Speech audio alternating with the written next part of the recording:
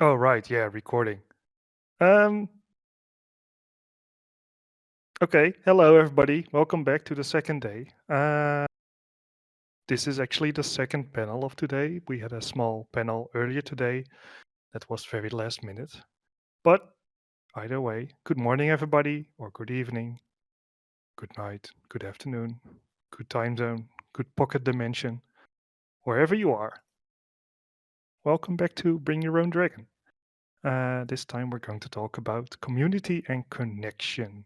I pinned the messages or the questions in the chat so you can find them there. And I will kick it off as usual, and then we'll quickly shut up and let somebody else talk because that's way more fun. I've been talking way too much already in this summit. It's all good. So, first question, I'll post it again just because. How did you first find the Dragonkin or Otterkin community, and what was your experience like? For me personally, well, it is something we have talked about yesterday, or something many of us have already talked about in this summit, but I personally stumbled upon draconic.com first, read the FAQ there, moved on to the Dragonkin FAQ from Bechil. Uh, That's a very well-known one. Then I think no, actually before finding out about those FAQs, I stumbled upon Transspecies before actually finding out about Dragonkin and Otterkin. Anyway, after those FAQs, I went on to otterkin.net, posted my info on it like everybody did, the location, where you lived and everything, a little bit of your email address, story about who you are. And I managed to find others from my country and the surrounding ones. So I'm in the Netherlands. We found a lot of people here, actually really close by, and also from Belgium. And we made our own forum, which doesn't exist anymore, but that's how we kept in touch back then, besides MSN Messenger. And a lot of our interactions were actually through real life meetings. Barely anything was online. Um, so most of my interactions from the early community that I had before returning later on is all offline. I don't have anything to prove it. There's not even any photos left. We took photos, but those were also posted on that forum, and well, I don't know where the forum is anymore. Um, So I roamed around in Cratchit's non-humanity on DeviantArt for a long time as well, until somewhere mid 2010s. I then left the community for a while to focus or try to focus on career and me being human, whatever that may mean. And well, I've been back on Discord to mingle with all you lovely beings since 2022. That's my story. Who else? Okay, I will continue. Can you hear me properly? Yes. Okay. Because I don't want to sound a robot like Akia. Uh, okay. Uh, how did I find the Anakin community? I actually found it through Twitter. Like there was another dragon on Twitter, and I found their profile there and followed them because I was interested in dragons. And when I joined, actually a Discord server where the owner was an otherkin, a dragon, and yeah, and that was before I identified myself as a dragon,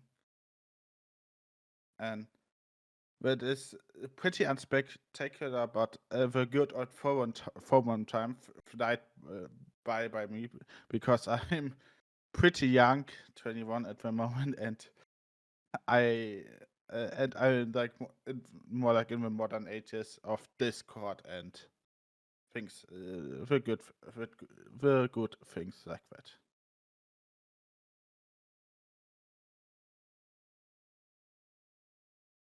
Very nice. Thank you for sharing. Yeah. Who else? A lot of typing in the chat. Hello, Bela. hello. Yeah, Hello. hi. Yes, what was my experience back then? So it was quite a while ago. It was all back in 2007, like yeah, in the mid 2000s basically. Um, uh, it's actually pretty interesting when I think back of it. I cannot really pinpoint down a specific date or a specific happening that led me to the community. Although back in the days, I was having a huge shift from now to then, basically, which caused me to really look the stuff up. And the internet back then was way different than the internet today is. So there were no discords, there were like IRC and QuakeNet and a lot of forums. And I've joined a local German one. It was called the Nexus Draconic. And yeah, I've took my first fly attempts basically back then. And it was the same as Akia mentioned. It was pretty quick that we gathered a meeting, and this was called. It basically happened once a year in Germany. It was called the DDC, the Deutsche Drachenkon. So basically, if you translated, the German Dragon Convention. And yeah, we basically met up. Everyone met up, so there were nothing like the hesitations sometimes you have nowadays, because things like data security and all that stuff that you have nowadays, because like employees could look you up and whatever, didn't basically really exist back then, or they were rather in the beginnings. And yeah, we met up, and actually, again, pretty similar to Aki, I've stayed in that community until, I would say, 2013, 2014. And then I took a break of around, I would say, around 7 and 8 years. And yeah, something dragged me back to the international scene. And I've as I only have known forums back then, I've joined Community. I think it was in 2021 again. So the international platform. It was, I think, 1 year before it got shut down. And yeah, that's how I basically came to the international community. Thank you. Next one. Is it me? Sure, go ahead. All right. I could talk for a while about this, but I will try to keep it short. So here's how I found the dragon community. Get ready for this. I was on the internet. I had pretty much no idea. I mean, I had already been awakened at that point. I knew I wasn't human, and I was just basically like hanging out on the internet, news group, all Barney Dinosaur, die, of all any of the news groups you could think of. One day, this dragon named Tyrenius comes in and says, you shouldn't call Barney the Great Worm because that's offensive to dragons. And I'm like, wait, how can you be a dragon? That sent me down a rabbit hole in 1995, where I then ran over to the Alt Fan Dragons and found out there was a whole bunch of other people who thought they were dragons there. And I was like, how can this exist?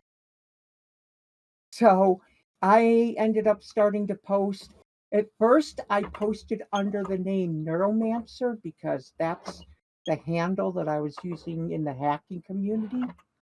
But then I had a vision in like 1997 of my dragon name. And I've changed it since then, but it was Laxorion. and I used that until like 2002. During that time, I started a IRC server. If anybody's ever been on the Draconic IRC server, for the first couple years, I ran that.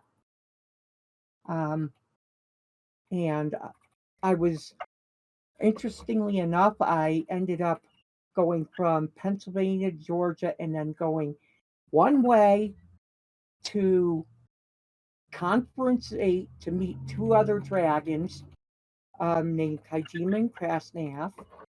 I ended up living with them. Well, at that time, it was Kajima and Lightning. I have no idea where Lightning is these days. I primarily was in Alt Band Dragons at first.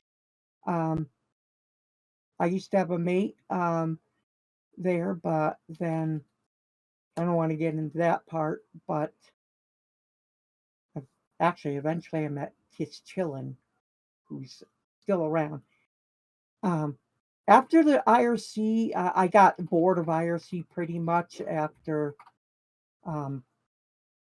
things with Kajima didn't go well with me, and I joined Alphandria.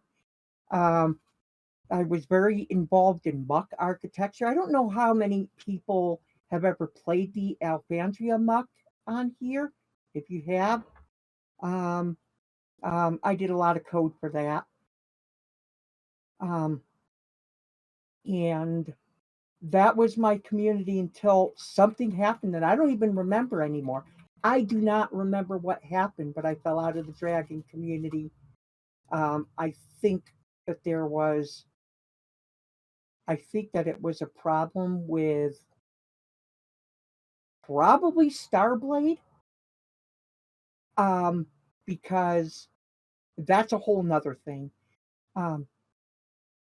Because one day, I don't remember this myself, but Tis Chillin tells me that this is how it happened, that I deleted all my stuff that was on the muck and disappeared. So, but that's outside my memory anymore because that was literally over 20 years ago, approaching 25. If you want me to tell you how I discovered that I was a dragon is probably another question for later. I'll stay around in the being able to talk on voice if we want to cover that later, because like I said, I could rattle on forever. I want other people. Thank you. Yeah, we actually did have that question in the first Bring Your Own Dragon. That was yesterday, but it's okay. There'll be a time to talk about it. Oh, I'll do it in my panel tomorrow then. Oh, perfect. Nice. Looking forward to it. Thank you for your story. Especially the chat is really happy to hear about the olden days. Yeah, I'm trying to save more about the olden days until my panel because it's literally the history of the dragon community. So yeah. Okay, I'll go get I'm looking forward to that one. Sounds interesting. Ember, you wanted to share your experience with us? Yeah, I can keep it short, I think, although my history is also a bit longer. So how did you first find the Otherkin community? For me, that was back in the late 1990s or early 2000s. I mean, not sure. I'm also not sure how I found it. I mean, I believe that I somehow specifically searched for it. Anyhow, I stumbled across otherkin.net and I was looking up for dragons in near me. Found one in Hanau, I can remember. But then I read through the forums a bit. Did they have a forum back then? I think they did. And I was just thinking, these people are weird. Maybe they could be strange. And I mean, I'm usually a type of guy who doesn't like to connect to others too much. Yeah, I have kind of a bit of a problem with that. So I'm usually just very shy and reluctant. And that was even worse back then. Yeah. So I decided to just leave it. leave it alone. And then you fast forward 20 years to 2019, January. And back then I had a major spiritual awakening, and that I related to my being a dragon, and I realized that I should reach out. So I found community and joined that. What was your experience like? Actually back in the 90s, there was the experience was non-existent, but being on community, that was one of the best decisions I ever made, I think. Got to know so many great people. I learned all the terms back then, and hopefully also helped out quite a few people. And so yeah, nowadays it's more Discord and online meetings, but yeah, now I'm here. Thank you. It's interesting how a lot of us indeed took a break, but that's a topic for another time, I think. Anybody else wants to talk? The chat I'll has say- the. Oh I'll say a yeah, quick- all right, yeah, I'll say a Lunat. quick Sorry. Oh, it's all good. I'll say a quick little tidbit. I don't remember much about it, and these are the human souls memories. Little rundown for those who don't know. I awakened as a Lunat in 2020. Anything before that awakening, I do not consider my memories. Hold on, I'm gonna approve a stage request. The human soul found the Otherkin community late 2011 through DeviantArt art groups, Otherkin and Dragonkin art groups, and considering that I don't remember much about that other than joining those groups and seeing a few bits of art here and there, that's just my little short recollection of how the human soul found the Otherkin community. Nice, thank you. Really sweet and short. Yeah. Moss, let me hear it. Hope you guys can hear me. So basically, I found the community but never joined. So for about 4 to 5, I would say, maybe actually it wasn't 4 to 5 years, 2 to 3 years. When I was about 11, actually, I was super into 4chan and into like the internet, like deep dark web shit, which an 11-year-old should not be doing. But of course, I also knew that I was a sort of wild animal, brained, psychological something. And, you know, of course, you find threads of people making fun of otherkin on 4chan. But when people are making fun of something and it connects with you, you go, hey, wait a second. Actually, like, this is kind of cool. So that actually kind of put me on the path to finding out just otherkin.net and realizing that there were other people out there that are having these same experiences. And while I never joined, I mean, I made an account and then lurked for a couple of years, lurked until I was about 13, 14, lurked everything, lurked Draconic.com, lurked the place that Chryslide just linked, lurked Draconity, lurked every IRC channel I could find, stalked every single like dragon blog related to it, but never posted a thing. And you know, of course, at that point in time, you know, there was grilling, people, you know, always wanting to make sure that someone is a real otherkin, because there were that harassment tactics going on where people were coming from places like 4chan specifically to harass otherkin, which I always found was hilarious backwards. And then, of course, a little bit later on, when I was 13, 14, I decided to post a thread on Dragon Cave. If there's anyone here that plays that pet site, Dragon Cave, I actually got bullied off the website for posting a thread and asking if anyone else there was Dragonkin, which I thought was hilarious for web forum in the 2010s. But that's kind of what happens. That was the deal back then, is people would get bullied for being However, through that encounter, I found maybe 5 other people that also were willingly bullied off the website with me. And we kind of ran away to join our own little club and privately post in our own Skype chats and things like that. From there, we joined Tumblr. And I don't know if anyone else here was part of the Tumblr kin community in 2013, 2014, but it was probably the most toxic and hostile place possible, wasteland of opinions. Really just the worst experience you could probably have being a young otherkin, because there were seriously no adults there to tell us these arguments that people were having had already been solved 20 years earlier. I mean, and it was like the arguing of the stupidest shit imaginable. If you were an Eastern dragon and you weren't Chinese, you were racist. Like it was it was really bad. Yeah, let's not So, get of too deep into that for now. Oh yeah, no, I won't bring up the past drama too much. However, what it taught me was to take a step back from this and to kind of focus on my own experiences. And while that made me withdraw from the community totally, it kind of put me in a better place to come back to it with a serious air, where we don't want to come back and start thinking like as ways to like challenge people, because I seriously feel like that behavior drove so many people, so many of us, away from each other. But yeah, that's my experience, is like came into it from toxicity and then left because of because of toxicity.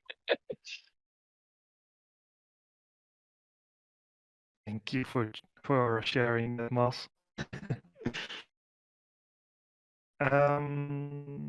Sakura, I saw that you joined, and we also have Aurora. And then I really want to move on Arkia, to the next. you Yes. lag for a moment. Your Think- microphone is your microphone's imploding again, mate. I think Oh, your no. internet had died, but I don't know. You are normal again, I think, Arkia. Hmm. Okay. All right. Is everyone able to hear me? Yes. I don't know if my mixer's picking up computer noise, so just let me know if you hear any ambience or anything, like any computer game ambience. All right. I'm guessing not though. Yeah, so as far as my discovery of the community, after some recent events, I've sort of, I won't say rethought because that's not the right term, but I have reviewed the timeline of myself discovering the community, and ironically, what was previously a blur, I now have some answers for. So my first exposures to the Otherkin community, aside from like my own internal feelings, was seeing on the header of an IRC channel, furries, scalies, and all Otherkin welcome. So coincidentally, like myself, like finding out about the Otherkin community, how should I say it? Apologies, it's a little early for me. Whilst I was questioning the Draconic stuff, at some point out of curiosity, I googled this Otherkin tag because I just thought, oh hey, maybe they're talking about other types of, furries or something like that. That, turned out to be the label Otherkin, and from there I did some further research. As far as community involvement, my earliest exposure was to a forum by the name of Therian Wilderness, if anybody here potentially knows about it. Just gonna watch the chat closely for a second and see if anyone else was around at the time.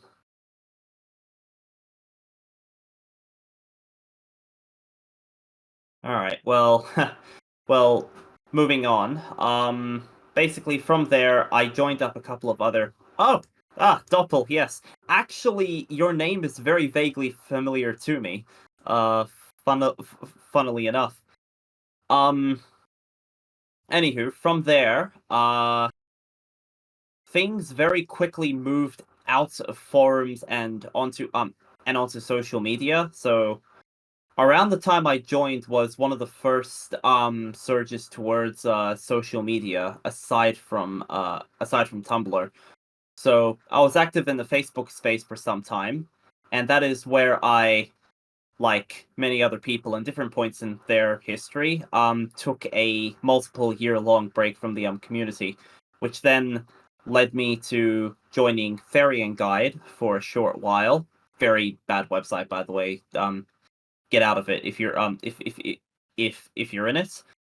And from there, Discord, and here I am now. Hopefully that made remote sense. I don't even know if I made sense. No, you're making sense. Don't worry. Cool. That's all I wanted to say. Thanks. Okay, sounds good. It sounds like Akira is having some issues with the mic, so I'm going to take over modding for the panel for a moment until she can get that fixed. Does anyone else want to say anything?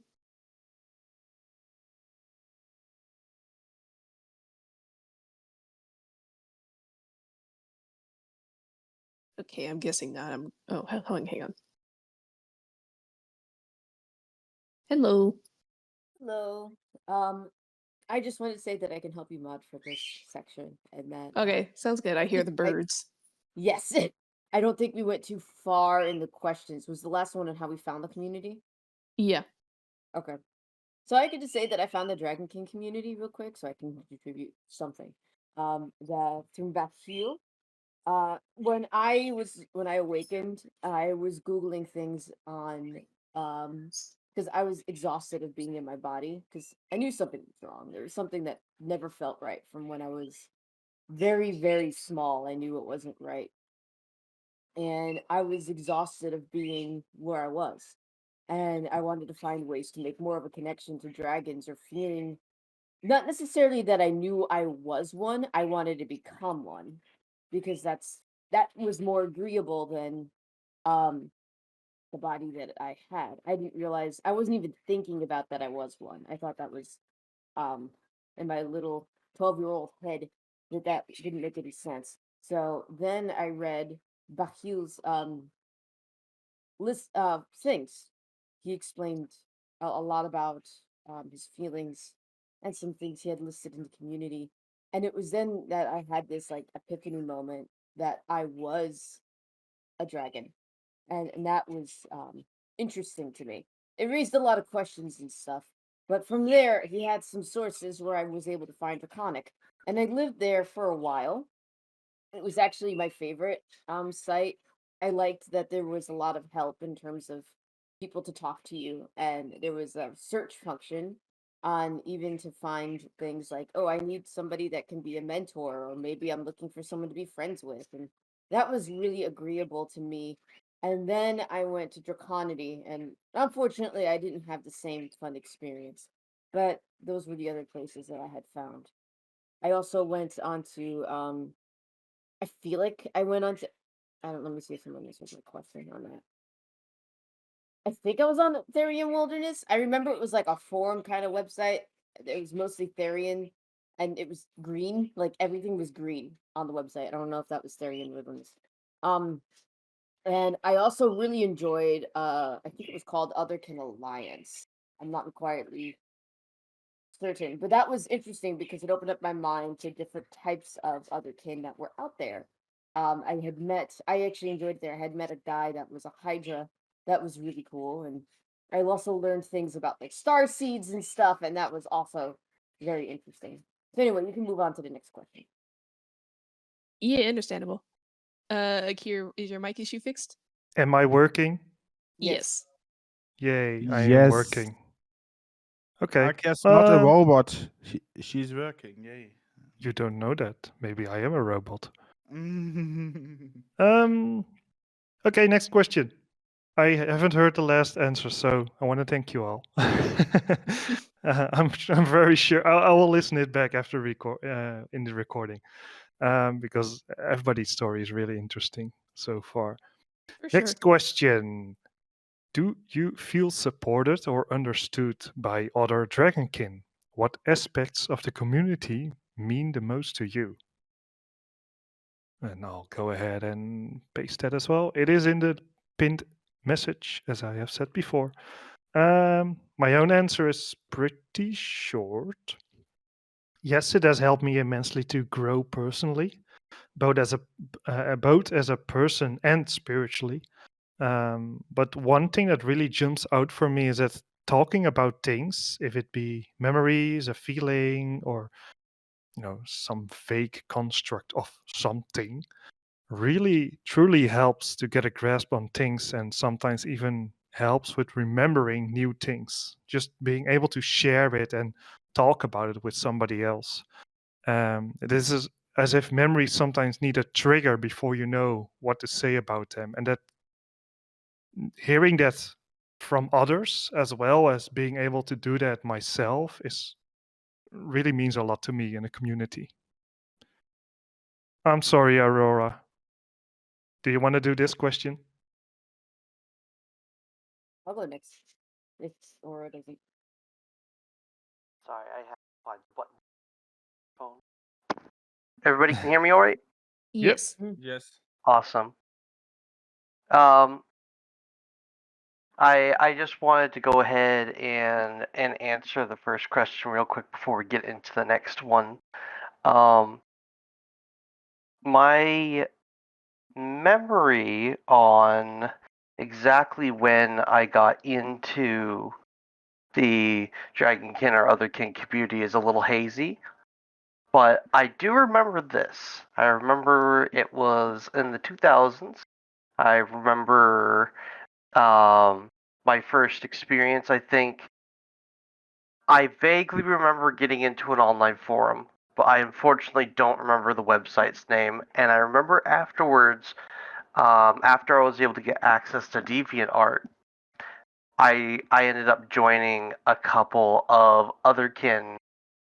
Well, maybe it wasn't exactly Otherkin. It was like the Christian Dragons server or something like that, which in hindsight it was probably a bunch of Christians struggling with their Otherkin nature. And that's kind of my first exposure. Now, funny enough, fast forward to the 2010s, I had when I had finished up with that community, I didn't really have much contact with Otherkin or did anything Otherkin related in that context. I was in the furry fandom for a few years, but I think within the past 5 to 10 years, I started asking questions again and being like, "Oh, I'm not just like a furry. I'm actually an Otherkin with my whole dragon issue," and did some searches and ended up on Draconic.org. And from there, I started getting invited to other Discord servers, and that's how I ended up where I am today.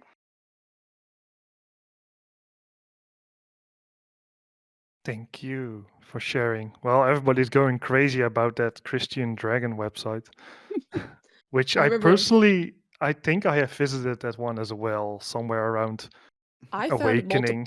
I found multiple actually, multiple Christian Dragon sites, multiple Christian Dragon forums when I was making that Alter Human resources directory that I probably need to update by now.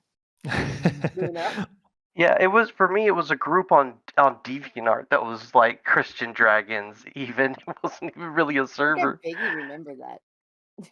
Wow. Crazy. Crazy.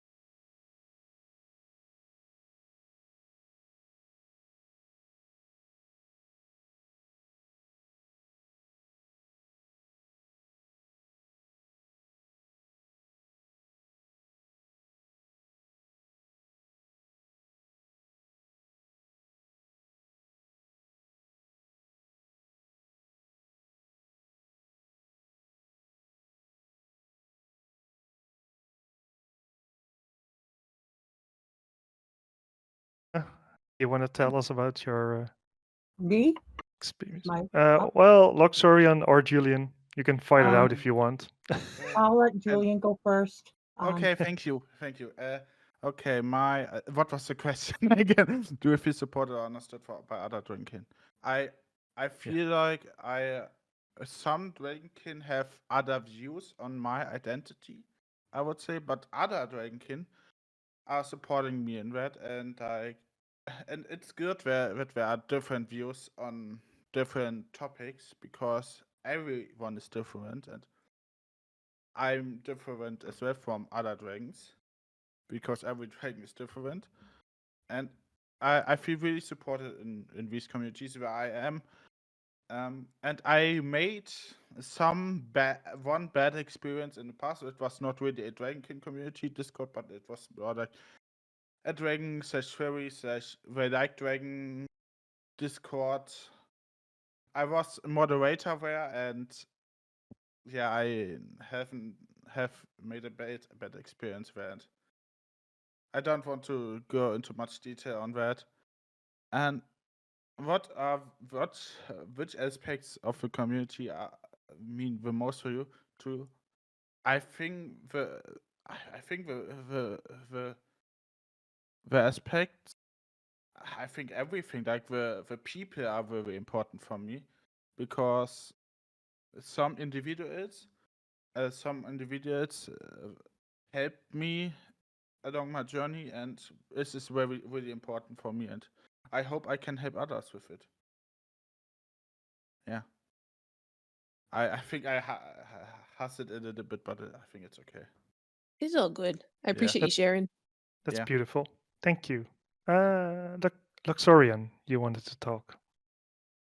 Yes, and please call me Ricely. That other name Oh, is sorry. there just because people from the 90s will know me under that name. That name has been dead to me for 25 years. Okay, my apologies. That's fine. That's fine. I just wanted to, what do you call it? It was slightly creeping me out a little. Anyway, I actually have felt more supported by no dragon that I have ever met has questioned whether or not I'm a dragon.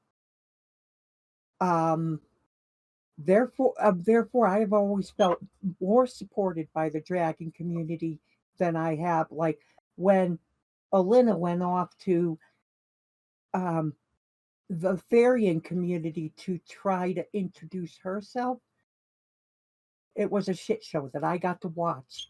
That's one of the reasons why, what do you call it?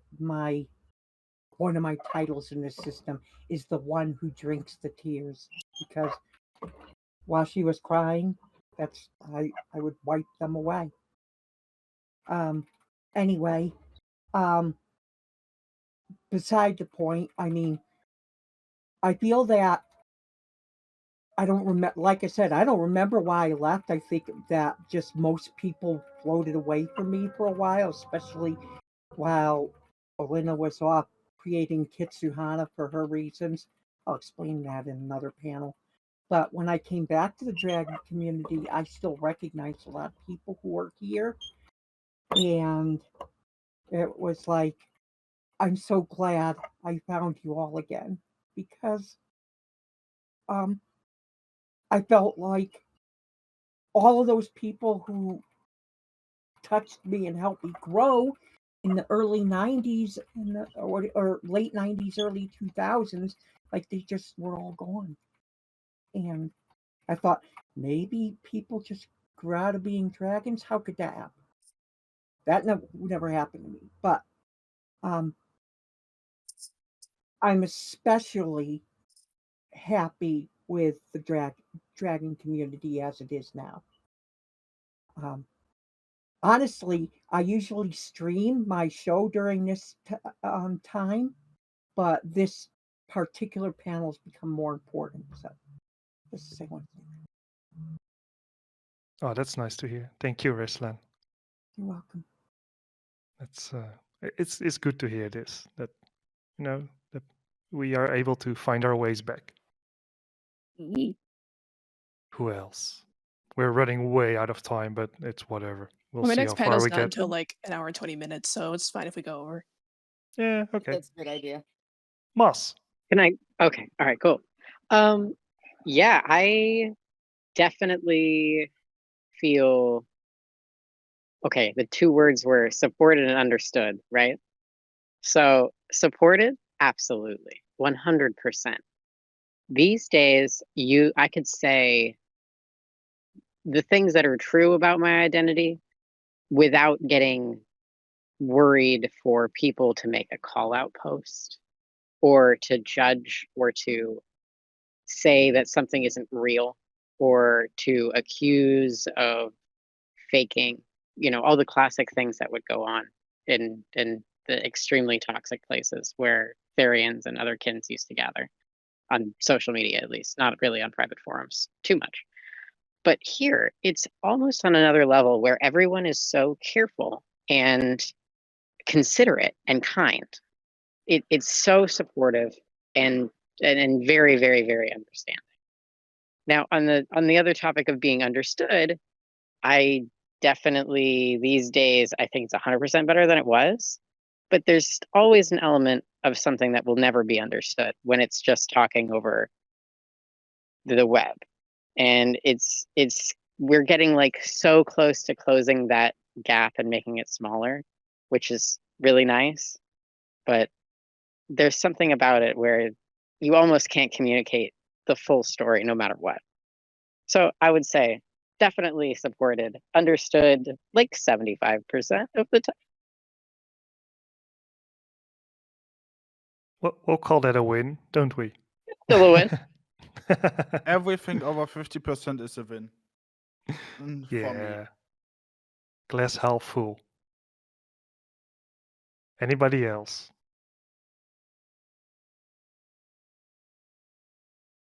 I guess I could go next. Yeah. So as far as feeling supported by the community, I would say absolutely. Understood, kind of even. Ever since I kind of got more proactive with the. Give me 1 second.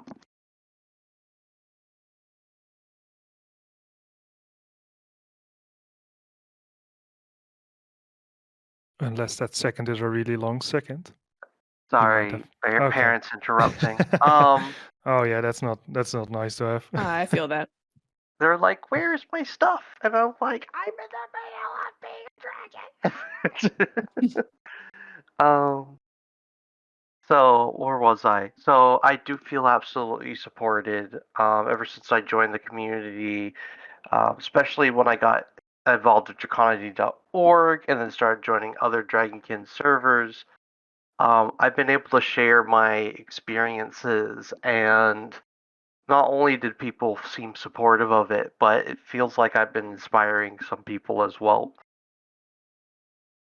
I would say that the validation is probably the most important aspect to it to me, for me to be reminded that it's not just me, that this is a phenomenon, not a isolated incident.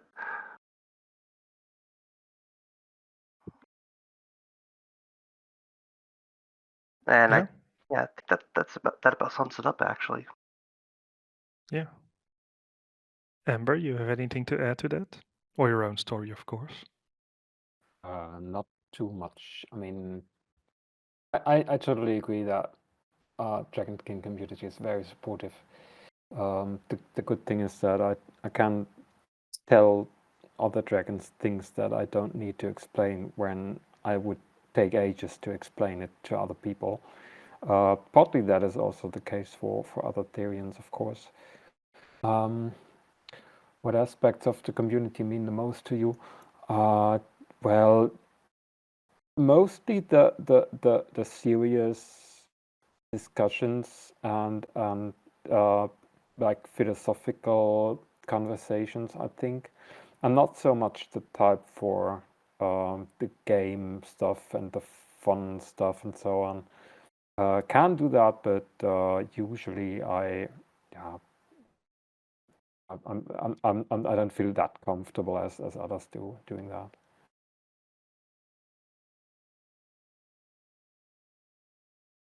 Yeah, that's fair. I mean, you're entitled to feel like that, of course. And we all have a choice in that. Anybody else?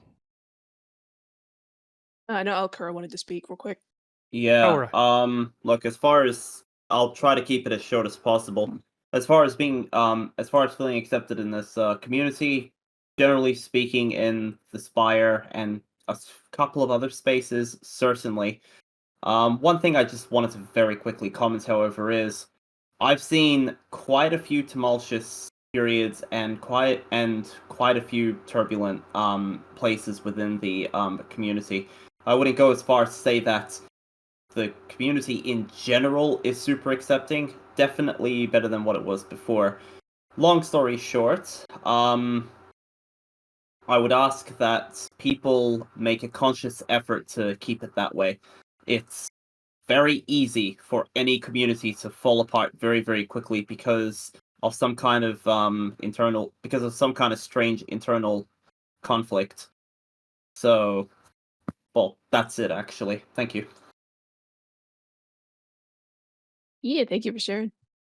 Try not to take this as too much of a boast, but I've kind of been running my community, changing platforms for sure, but running it for about 25 years. And it's fallen apart a couple times, but it rebounded, and I think I actually finally have like safe space built. Excellent.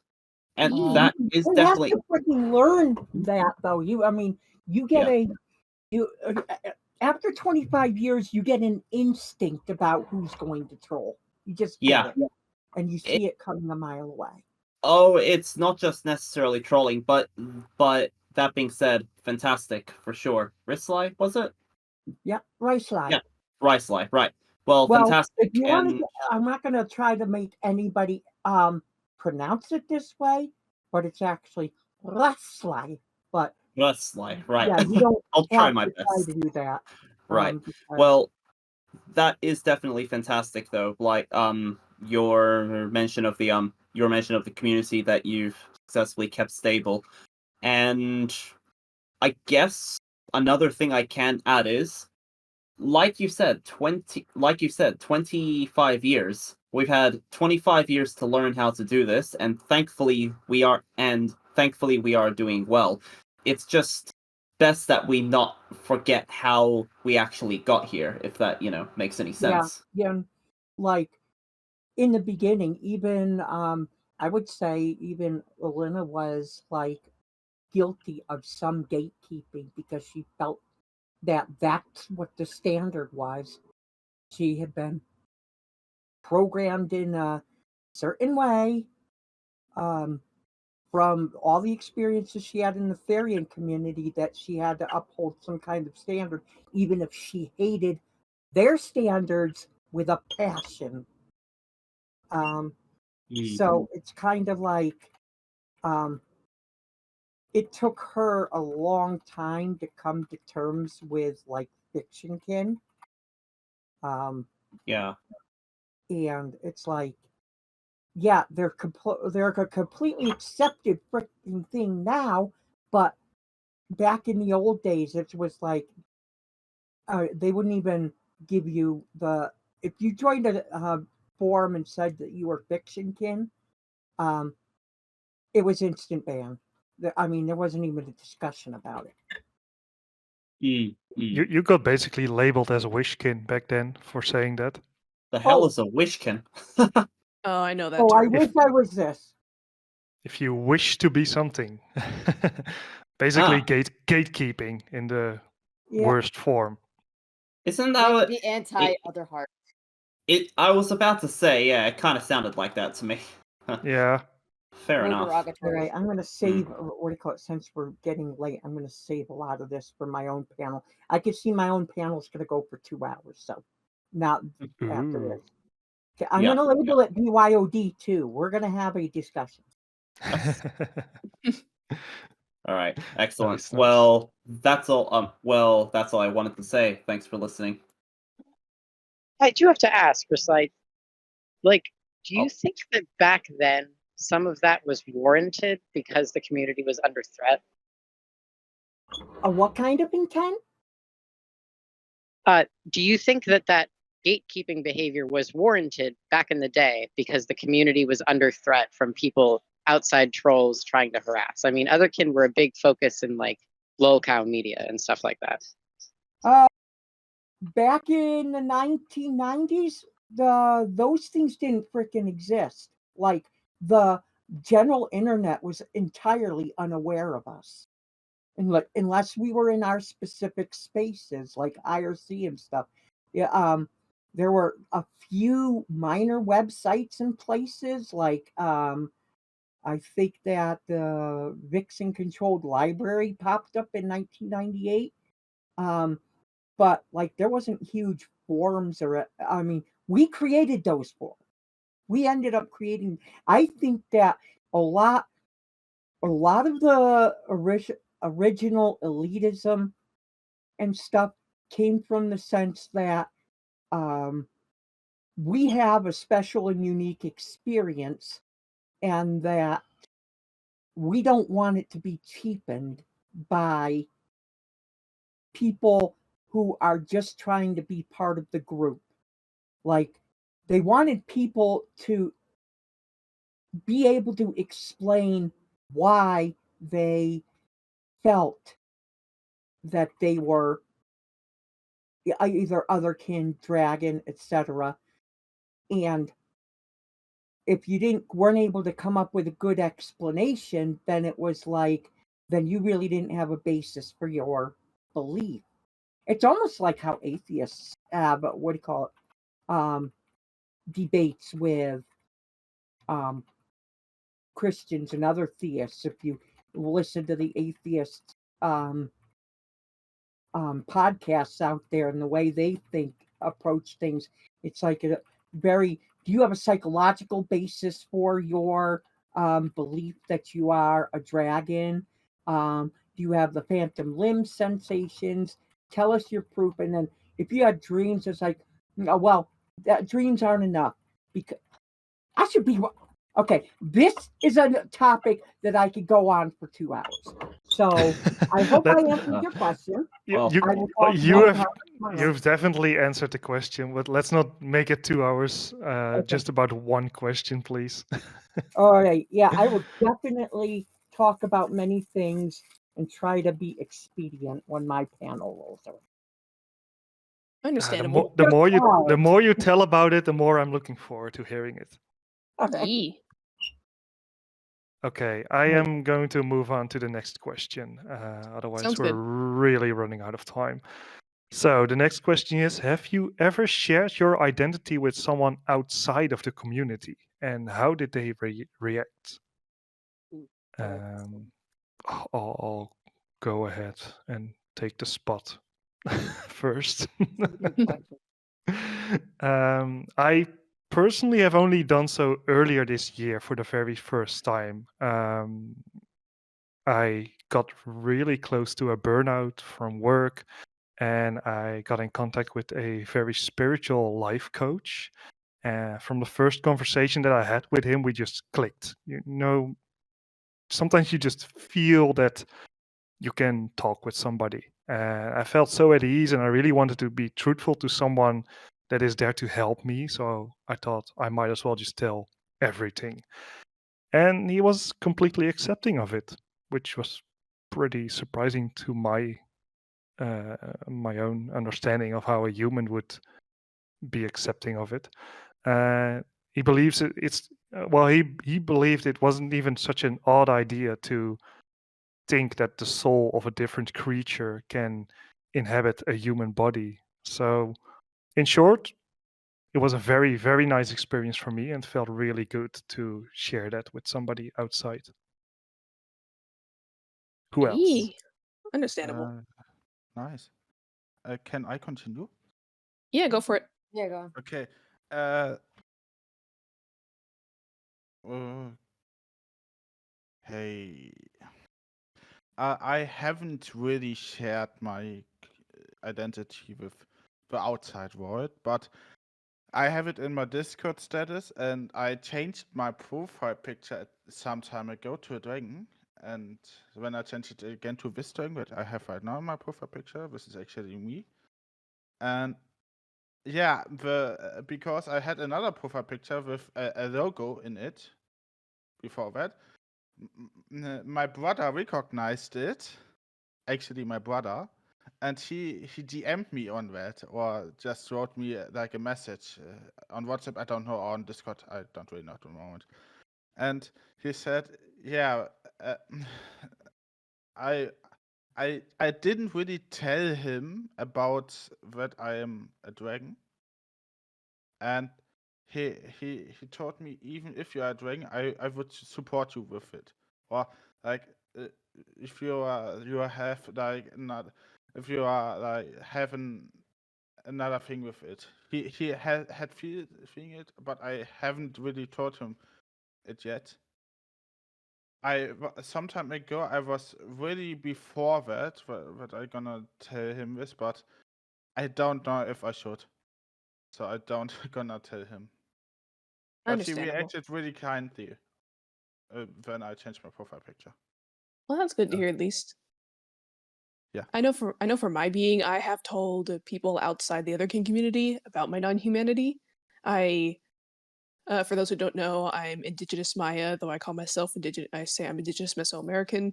I do traditional Indigenous ceremonies, danza, and I do both Indigenous North American ceremonies and Indigenous Mesoamerican ceremonies. I have told many people in those spaces that I believe that I was a wolf and a jaguar in a past life. I don't go much further into it than that. And I say to people that I dance as an animal and not as a human. I deliberately incorporate aspects of my non-humanity into my traditional indigenous dances, and it goes over pretty well. For all I know, some people could just be saying, "Oh, that's cool," and secretly judge my being, though I haven't gotten any signs of that. And honestly, if you tell a powwow dancer or an indigenous person who is very connected to their culture about non-humanity or alter humanity, I think they're more than likely to be understanding of it. And I have told people I've had told them about my non-humanity. Not too much, admittedly. I haven't gone into my draconity being a fragment of a celestial being and all that, though it's gone over well. That's really cool. I'll add a little Yeah. bit as well. Nice. Because this is something that I've always watched and looked about for eons. Again, going back into Draconic, and people telling the wrong people, and then at the time being school centric, everything like word spread and it happened throughout the school and everything. So I was always extremely careful if I told anybody, and it was hard because I did not I was already dealing with a lot of, let's just say, abuse at the time through a lot of people. And I did not want to make my situation worse. I was painfully aware of telling people that I was a dragon, what that might entail. And at the same point, it is a part of me. It is something that is very strongly a part of me. It's as strong as um, my culture and who I am and the skin on my back, and I couldn't keep it in forever. I couldn't keep it something that was a secret. Fortunately, at the time when I figured all of this out, my best friend, who was the only one who knew for the longest time, uh, was also figuring out that they were trans. And it was really interesting because, and we were young. We were like late middle school at this point. We were still figuring ourselves out, but it was nice because we were able to kind of relate to a lot of things, not feeling connected to our bodies and wanting the world to know who and what we are and all these other things. I guess the only issue is that as I got older, it was easier for them to share who they were, and I'd always have to be quiet. I did tell more people about it, but I was always extremely careful that those people were not the kind to gossip, were not the kind to go behind the back, and sometimes actually you know, they didn't have a big social standing anyway, so it's not like they could tell anybody. I've told all my past partners know. My last past partner was actually Dragonkin. My current one is as well. I don't know where he is right now. I'm gonna tag him. A lot of close personal friends. The internet knows. I got over that, and I was just like, I'm just gonna be myself on the internet because I can't help about. Oh, he's here. Hi, Seki. I can't help not being myself and holding it in because it was exhausting and upsetting for a long time. I did end up actually telling my mom at one point, but then I didn't mention it again because she's not a great person. And it was just nice to kind of get it off my head at that point in time, and she kind of forgot about it anyway. The people who really need to know now are the people closest to me. Coworkers don't need to know, everything else doesn't need to know. I want to tell the spiritual circles that I run in now, especially my mediumship circles, which knows about my twin flame, Eric, who's also here. And they love him. They think he's great. And he's like, he talks to them and I can channel him and stuff. So I'm like, what it would be so far-fetched if I told people in my spiritual circles that I'm a dragon. So I'm still trying to figure that out. I say do it. Just be very, very picky about who you tell, is all. You want to make sure that the people are people that can be trusted, and you have to really use your discernment, because the opposite end is that it could land you into some trouble. Like if you're younger, yeah, gossip goes. If you're in a vulnerable situation, it can be bad. But even navigating all those things, including dealing with, like, I've talked about like mental health and stuff, I keep that completely separate. I don't whenever I'm dealing with my own personal shit, I don't talk about my fecundity. Like there's a time and a place for everything with that. And you just got to be careful where all that goes. Otherwise, I'd say do it. Just make sure the person is really trustworthy. Yeah, that's entirely understandable. Yeah, thank you, Zeppi, for at least addressing as well the dangers of sharing as well. That's it is a very personal thing. So Yeah. I noticed. I just wanted to very quickly say, Zephyrus, a lot of the points that you just mentioned are actually ones that I'm currently writing on in quite some detail. So thank you. So thank you for saying them. You've echoed a lot of the sentiments that I have felt from witnessing this kind of stuff for years. Thank you. I'm glad I was able to help. I noticed we have a new talker, which I want to give the stage as first before somebody else goes. Because the more voices, the better. Dreki, what do you want to share with us? Hello. Can you hear me? Yes. Yes. Perfect. When I found out about my draconity, I actually told my now ex at that time, and he was okay with it, but I noticed that he didn't take it seriously. Like I think he thought that this was some kind of role play thing, and he wasn't very supportive and ignored it mostly. And I felt kind of sad because nobody else in real life knew I was a dragon at that time. And nowadays, when I got together with my partner, I told him at the very beginning of our relationship that I am a dragon. And he was so fascinated by it. He was so interested in this whole community and wanted to know everything. And I finally felt so understood from a human. He is a human, not part of the community, but he's so supportive, and I literally cried at that day. And yes, nowadays I don't really hide it. Even at work, I told some of my coworkers my real dragon name. But again, I think most take it as a kind of joke or roleplay thing, but they go with it. They call me the Dragon Lady at work. Same with nurse school. My classmates think I'm a furry, but it's okay. I'm still a dragon there. And very recently, I tried to tell my grandma about it. And even though I don't have a past life and no past life memories, I said I had the feeling that I was a dragon in a past life. And she was like, "Oh, yeah, that makes sense. Yeah, you're kind of dragony." And I was like, inside, what? My own grandma knows. And she then told me that she had past life memories of another time, that she was a princess at some time. And I think I have a grandma with past life memories. That's Yeah, that's amazing. understandable. Do let us know how that continues. Yes, I will. Yeah, thank you for sharing. Who else?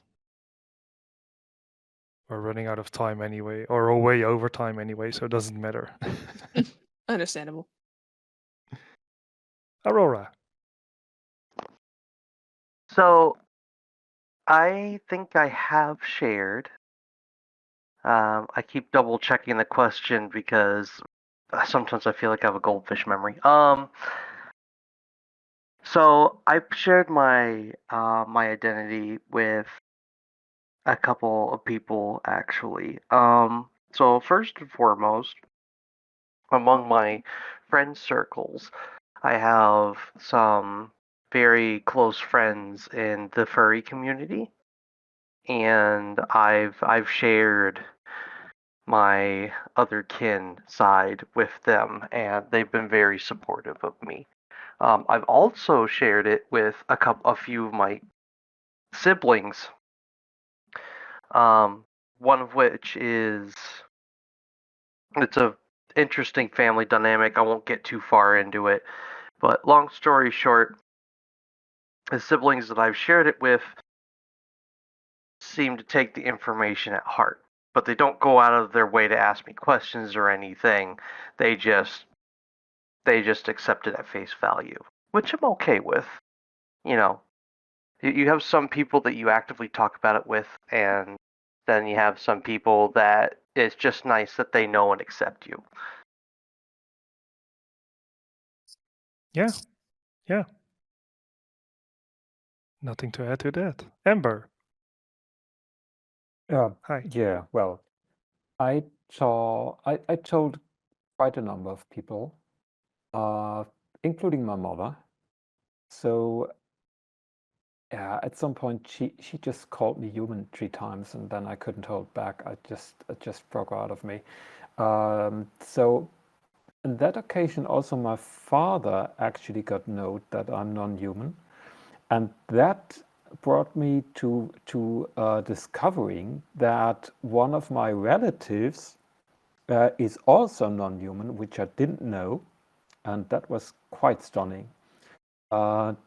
Then I did tell a few colleagues. There was one spiritual guy, then there was a group of spiritual people, and then quite a number of furries at the furry conference.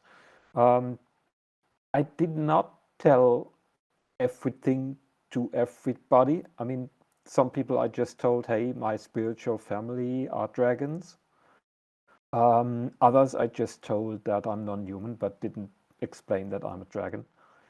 How did they react? Well, reaction was generally positive because I'm always very careful explaining how I feel about it, and I try to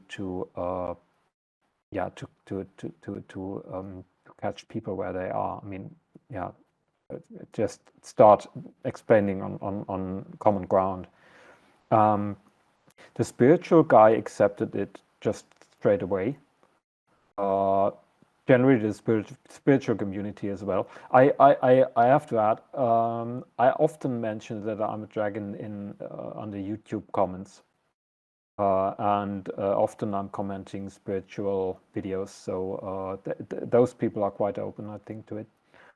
And also the furries, and even my colleagues. I mean, they were like a bit, yeah.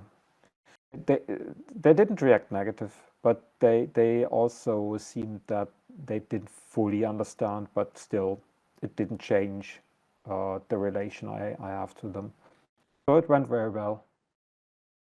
Yeah, that's basically it. Thank you. Yeah, and it's important knowing who you share it with. Yeah. Raslein, you wanted to share. Oh my God, you said it right. I can roll my R's. It's a trilling. Anyway, my family, most of them know. My father was actually, what do you call it? He was unimpressed, let's just put it that way. But believe me, he hated it more when I came out as transgender than any identity stuff I ever exposed to him. He's disowned me. My mother is like, I told my mother, my sister, what do you call it? My sisters are, well, I mean, they completely understand it. But my mother's like, oh, well, that's between you and God. Don't talk about this at work, but I also don't hide it. So who knows? I did meet somebody else who kind of hints that they are a dragon at work. I won't mention their name for obvious reasons. And one of the other people in my family, they don't consider themselves a furry, but they're interested in fursuits and stuff and love the entire furry community. And I'm like, how are you not a furry? But they know of our identities. Like I have a map for our identities that I show when I go to different places that are within the community. But for the most part, my parents were the ones who had the most negative reactions.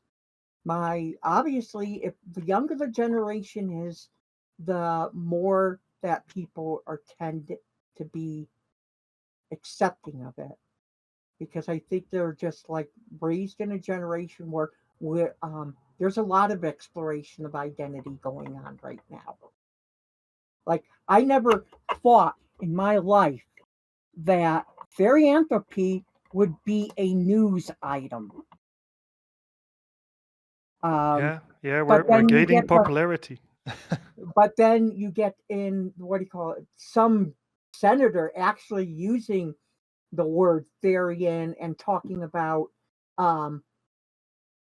litter boxes in schools, and I'm like, how are we here? How are we here? Anyway, that's my piece. Yeah, understandable. Thank you for sharing. I think discernment is going to be your big things when it comes to your identity. And you remember, you don't have to tell everyone anything. And it's not like, I don't know, once you become a dragon, you get this giant tattoo that appears on your face that says, I'm a dragon. You have to explain it. So, like, things at work, I mean, if you got a close buddy, maybe, but like, even then, work is so much different than like other things. You don't have to tell anybody at work that you're a dragon. You just have to make sure that work pays you. Gotta get the monies. Just get through it, man. But I do think having like a small support group that's your like A team of knowing is probably important, just to at least keep your own sanity. But not everybody's got to know, because sometimes there could be problems. And considering there's already problems so much with people who are out about who they are, we don't have to add more. So just be discerning. It's important. Yeah, understandable. Does anyone else want to go before we move on to the next question?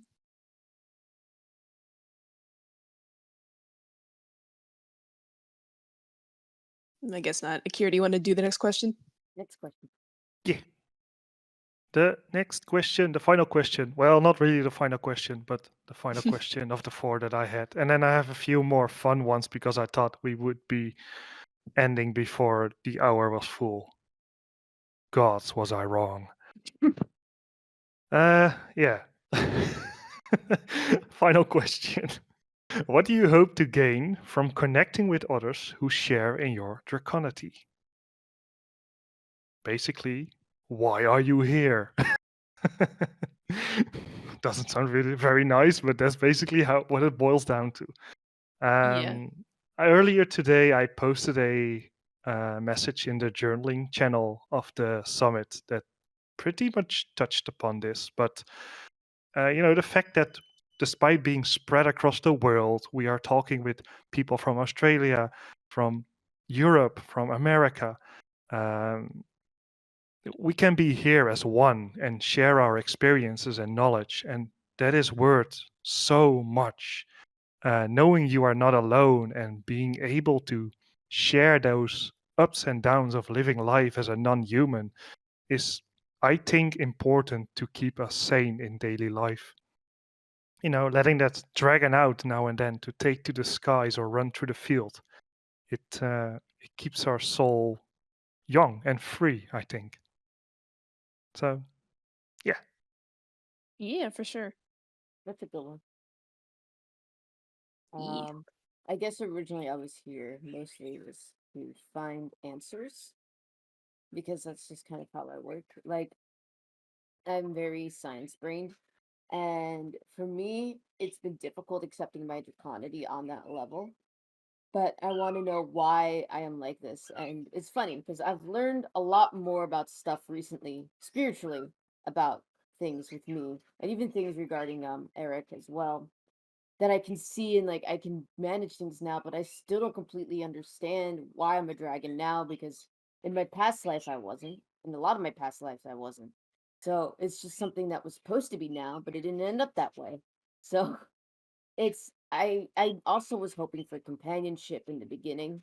It was really nice to be a part of a community that felt like I was and that we were all the same and I was in this huge big kumbaya moment, but now I'm more skeptical about it and I don't feel like that anymore. But I'm still hoping to at least understand answers and connect information where people can tell me things. But I guess that's kind of slow. Still, the journey of understanding oneself is a never ending one. Yeah, definitely. That's very true. Actually, this is. Do you mind if I go next? Because I mean, this is a very easy answer for me. Yeah, go for it. All I've ever wanted out of this community is a place to go and share common experiences, because you're not going to find those common experiences anywhere else. And I mean, that's also what Elena wanted out of the Therian community. They made it a lot harder, but as I said in the beginning, the dragon community has always I've always been able to share my experiences with them, save maybe a few people, and have them understand. And that's primarily why I am here and why I stick around. I want that common experience. I want to know that I'm not the only one who feels these things. Yeah, understandable. Thank you for sharing. That's beautiful. Thank you. Can I go next? Yeah, go for it. Why am I here? I can do a long version or a short version. I will do the short version, of course, because we don't have much time. Like finding friends is difficult, and here in the dragon community, especially in the dragon community, I found so many friends and people, and like for me in the real life, it is different because I always felt out of place here on Earth, and I at some point I connected with dragons, and when I found out that I'm one, and I found everything made sense, and you can chat with others here. You can help each other out. You can share your experiences here. That's basically why I'm here, and I found a lot of friends here, and and I think it's a place to stay here. To run it all up. Yeah. Sweet. Yee. I know for my being. Oh, sorry. No, proceed, please. Okay. I know for my being, I do enjoy having connections with other dragons, other alter humans. For Lunat, she is not really interested in connections with. Wait, how do I put this? Lunat is not interested in forming lasting connections with beings who are not her mates or anything like that. She appreciates talking. She appreciates getting knowledge, so she doesn't appreciate connection. Though Narok, my werewolf self, is a very social being who does appreciate connections, and she is kind of a social creature. And I feel that upon this earth, I am a social creature like a Narok. I seek out connection. I enjoy connection. I enjoy speaking. I enjoy hearing about others because it's just something inherent to my being. I know humans are also social creatures, though. I feel like I'm more of a social creature in the sense that Narok is, rather than my human self would be. If that makes any sense. Yeah, it does to me. I can't Yeah, that's speak for good. everybody else. That's good at least. Who else? Aurora. Actually, I think Akura was first one to pop up. I was gonna let them take the floor first. Oh, yeah, sure. Oh, My nice of one. you. Oh, thank you, Aurora. No, my one is fairly simple and straightforward, and pretty much answered in parts by everyone who's spoken previous to me. A general sense of community is always good.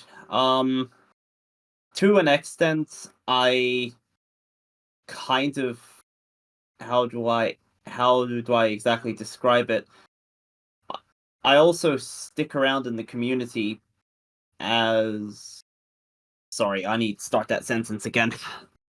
A big reason I stick around in the community is because I feel like there need to be more people around who have witnessed the earlier days, who have had some experience within the community. In other words, basically helping newly awakened people find their wings, watching out for community integrity. That's about it, really, from me. Understandable.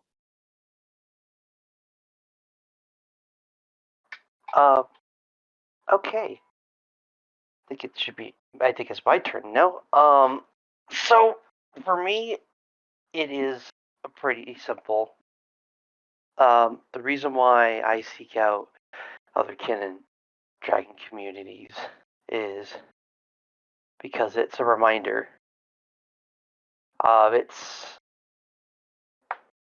It is. I do a lot of masking, and sometimes I mask so much that sometimes I kind of forget. And this being involved in other kin and dragonkin communities helps me ground myself and helps remind myself that there's an extremely important part of me that I need to not neglect.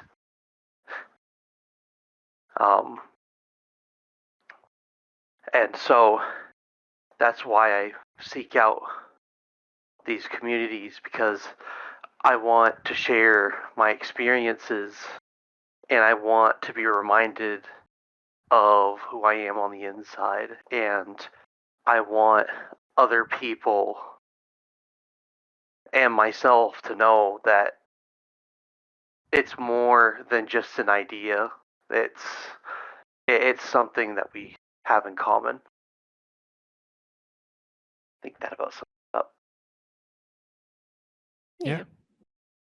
I also feel on the masking part. I especially around people, my Earth family, I mask all the time, and I rarely feel non-human nowadays because I mask so much. Though I imagine when I eventually move out, that's going to change. That's good to hear. Yee. And I hope more dragons and more members of the community can make that happen for themselves. Anybody else?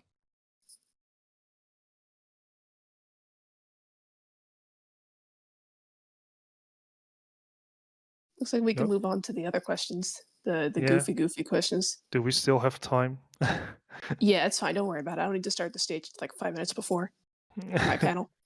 The fun questions, the ones we've all been waiting for. Yeah, well, I'm just gonna throw it in chat and see what you all make of it. The goofy question, number 1. You've been hired as a dragon consultant for a fantasy movie. What's the one thing they must get right about dragons? I know what Orthodox going to say. Quill. Yep.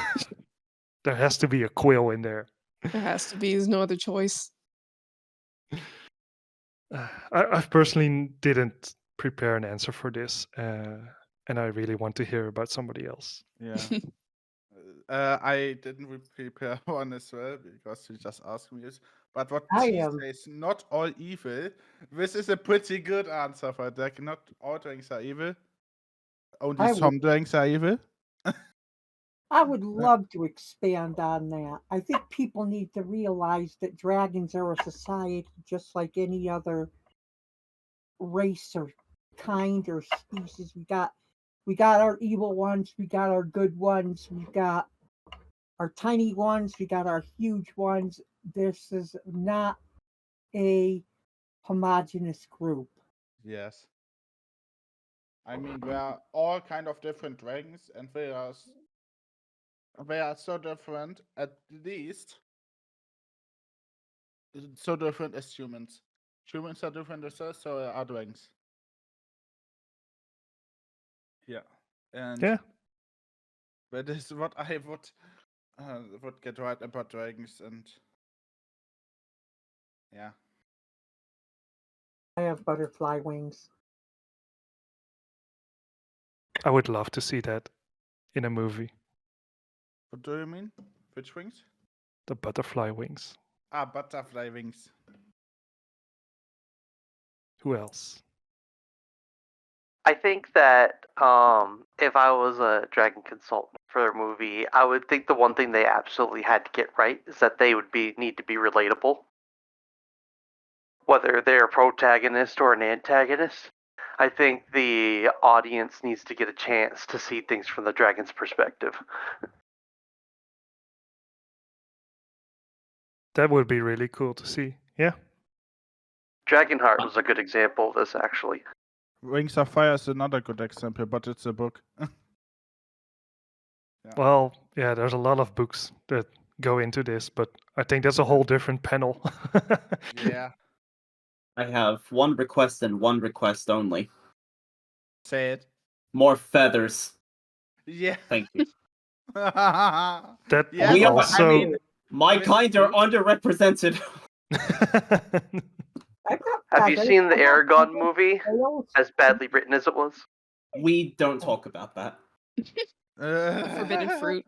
Exactly. Or not the exactly. forbidden fruit, the forbidden knowledge. It doesn't count. It doesn't count. Don't talk about it.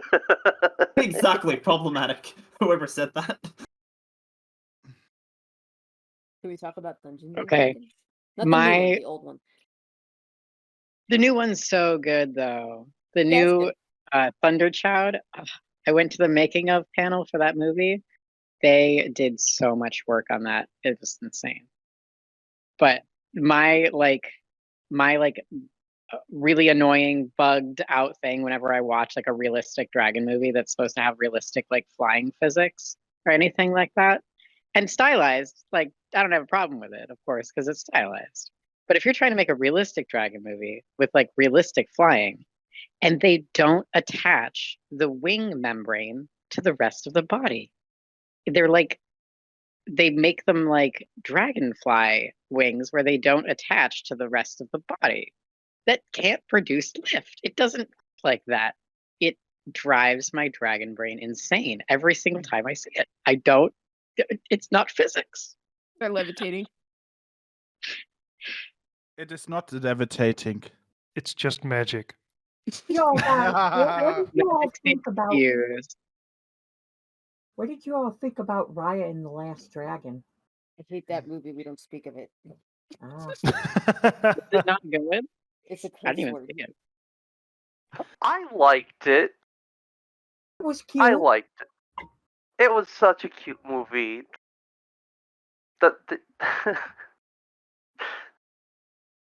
I'm gonna so try wonderful not to go off on a cute tangent thing. here. All good.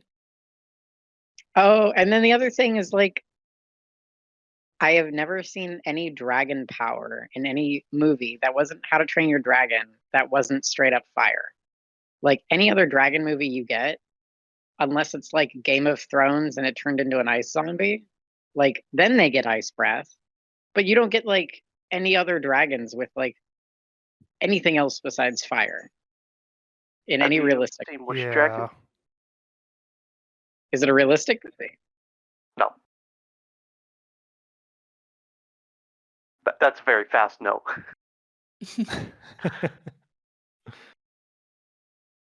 Should we move on to the next question, though? Yes. Just to let me add one more thing. Add more water dragons. Thanks. Yes. More aquatics. Yeah, more water dragons. Not only sea serpents, but like water dragons with wings or like other beings. Yeah. I can also yeah, just we can throw have these. seabirds. Where's the sea dragons? Yeah. Yeah. Just like throw all dragons. the questions out there. Well, no, I can just throw them into the Draconic discussions as well. But you know, it's fun to have this in voice Yeah. chat. Oh yeah, of course. But we can discuss it even more if you want to later on. Next question I have: if dragons had a sports league, what sport would you dominate? For example, aerial racing, flame tag, or something else? Speaking of fire breath. I don't have fire breath. Well, then you get a different sport to think of. Narok Oh, would be great at basketball. She's so long. That's cheating. Narok is long like caterpillar. I think area racing is my one, like flying fast. Yeah.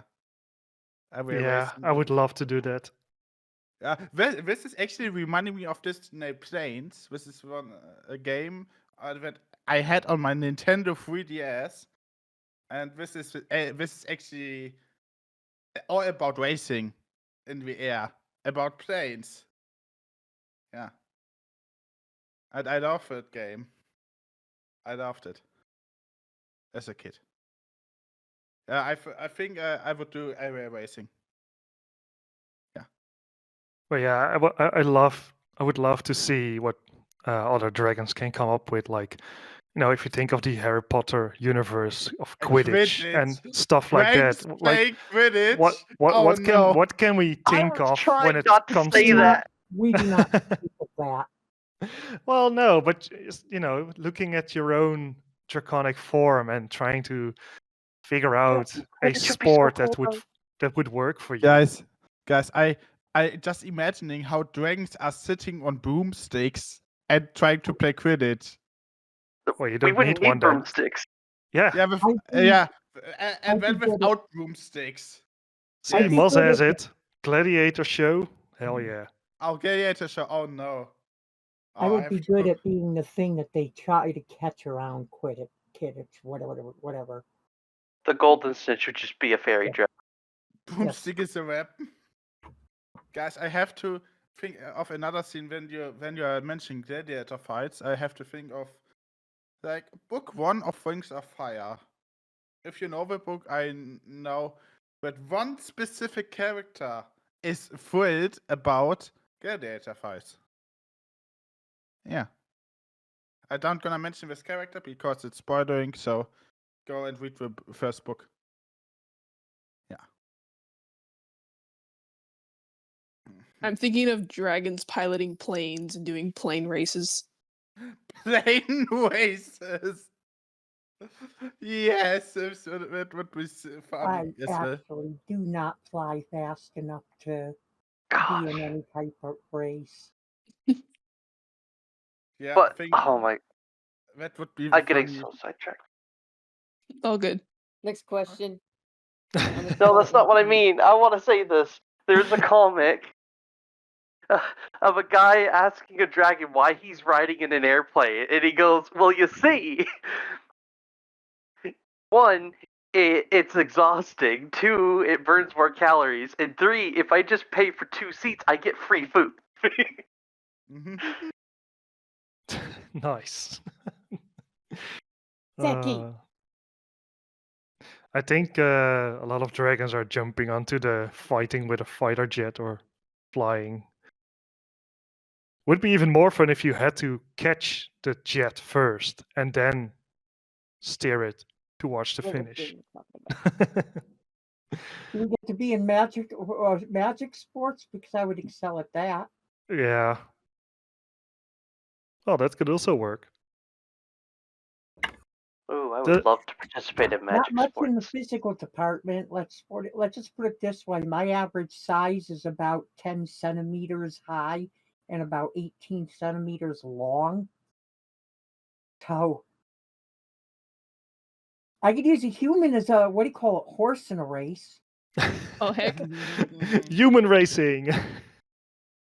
Given Aurora's connection to nature, I would say a gardening competition would be her forte. Lunoth could also do gardening competition. Could do that too. I've got a ritual circle in my backyard. Oh, nice. Ooh. I thought it was that video game we saw when we were in that weird thrift store. The what? That's. The GIF is cute. Should we move on to the next question? I'll Yes. be starting my Yes. panel in like 10 minutes. Yeah, this is going to be Yeah. the last question. Oh no. If dragons had a favorite snack based on the food here on Earth, so you can't use something else, here on Earth, what would you choose for yourself? Gems, Rocks. spicy food, marshmallows, Shrimp. shrimp, sure, Sunflower seeds. fish. Cow. It has Guys, to be a snack. Cow. sushi and chicken. This Cow. is my answer. Sushi and chicken. Sushi, 100%. Sunflower seeds. The whole cow Sushi Beef and jerky. chicken. and a lamb. Just the whole cow. Definitely lamb. But Was I that can- a Temeraire reference? A What? whole cow. What's temeraire? Oh, the main dragon in that book likes cows. Like, book? that's just the thing of this. He just likes to eat whole cows. What? I and don't know. also, go ahead. I'm gonna have to read that series now. It's good. It's good. Arkia, and- what you choose, Arkia? I think I'll go for. I was going to go for the most basic answer, which would be just a steak, but It is okay. I think steak is nice. yeah, but it's such a normal answer. I mean, why not? No one said steak, so it's not a normal answer. I said cow. I just Beef. said, I mean, I just said chicken and sushi. Beef and beef products. While I do agree Yeah. with lamb, my favorites are sunflower seeds and popcorn and hot sauce. Like I have bottles of hot sauce around me. My favorite is Extinction hot sauce at 1 million Scovilles. Oh no, I cannot eat hot. It is like horror for me eating hot. Maybe I would go for pasta. Pasta. Oh yeah, the pasta's nice. Spicy It sounds like pasta. something I would be interested in trying out as a dragon, just to see those long noodly things. Actually, I had pasta today, so nice. actually, macaroni and cheese would probably be the thing that I would drag over from the human world. Oh. Yeah. And a microwave. Oh no. I love these questions. I only say Home Alone. Cheese macaroni scene. I can't Yes. decide. I just thought of ramen too. Okay, lamb. If I get into a More bowl of of a snack. ramen, I'm gonna not be able to get back out of it. A whole sheep is more of a snack than rather cow. So I'm gonna go with sheep. Sheep and lamb. That's a snack. Sure. It's Yeah. your choice. Maybe Uh, a pig if I'm feeling it. a whole one? Yeah. Okay. Munch crunch. A chicken. Chicken? Turkey. Yeah, Moss is having the right idea, having beef jerky right now. Deer. Deer is more of a meal. Ooh. Oh, Fancy. now I want crawfish. I don't think I've ever had crawfish, but I would eat it. If it Oh, if it was crawfish burger alive, is so I good. will eat it if it was Oh God, previously and living. pretzels. I need That to would have be soft pretzels. I had fried frog's legs once. It was fun. It was like chicken. I've had gator, I've had frog's legs, I've had snails, I've had squid, I've had octopus, I've had different types of fish. I don't think I've had sea urchin yet. I ate the snails. No, no I snails. How eat them. could you? Escargot. They were delicious. Oh no. I Weh. like squid. Actually, squid. I like squid. Squid's really tasty. If prepared well, squid is really nice. Gator as well. I Yeah. like raw squid. Slimy yet satisfying. Yes, I do. Oh yeah. All right. Well, I think we have to wrap it up. So we can all Understandable. just chill out for 15 more minutes before the next panel. Wee. All right, so I'll meet you all in voice text, and we can continue our dragon snacks. I think these Yeah. are just things you guys want to eat, though. I don't think this is dragon snacks. Yeah, we deviated from the question a long time ago. But what do you do? Understandable. Thank we're- you, Akira, for hosting this though. It's really, really awesome discussions. No Yeah, problem. thank you. If we could I sum love up doing that it. last question, it would probably be yes, dragons like snacks. Yes, all the snacks. All right. Thank you all. Bye. Bye bye. Bye. All right, everyone move to Thank you. Bye. voice. VC. Voice Yeah, text. voice, Yeah. with the voice chat. Yeah. We'll see you in Draconic voice. And when Dragon text. let's get Luna, how long is your next panel going to take? It's probably gonna just take an hour. An hour, okay. Yee. What are you doing, Nice. Luna? I'm doing a panel about philosophy. Oh, cool. Yes. Philosophy, interesting topic that I haven't really experienced on, so I'm interested. Can you hear Yeah. the quail, by the way, Luna? Yes, I do. They've been crowing like the entire time. Yeah. Quail. What, quail? Okay, VC time. Okay. Okay, yeah. Bye. Wah.